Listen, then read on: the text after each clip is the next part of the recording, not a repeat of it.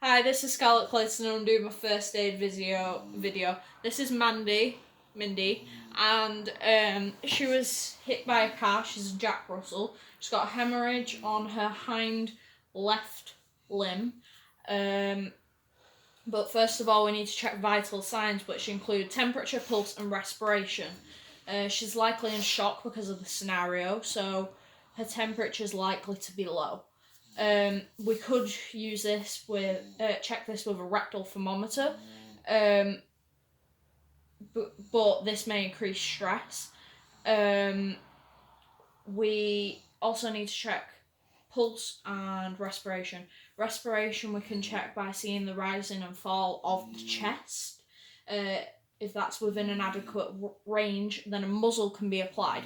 You should never put a muzzle on a dog if it is in respiratory distress or unconscious. Pulse, we can put our fingers on an artery such as femoral artery, jugular, or directly on the heart.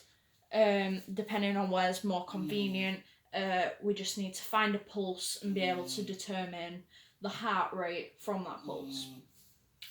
So because I'm happy with all of, well, as happy as I can be with all of that, we put a fake muzzle on, which is PPE, because she may become aggressive and bite us, so it's to protect us from that.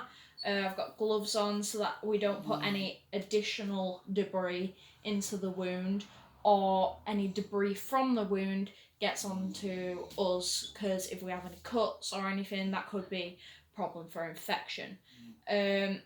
We have the wound here. It's important not to wipe or clean the wound, as blood may be clotting at the site of the wound, and we don't want to disrupt this and make it bleed at a more rapid rate. So here we have an adhesive bandage with an absorbent layer here. We would stick that directly on top of the opening, as this is an open wound. We do this because cotton will absorb a little bit of blood and some discharge. We know it'll bleed through because it's hemorrhaging, but this gives us a layer to stop further contaminants going into the wound, and it also gives us a good seal. So do that. Then we've got this bandage here. This is a stretchy bandage here, which is good because we can control the amount of pressure that we are putting on the wound, as pressure helps slow or stop hemorrhaging.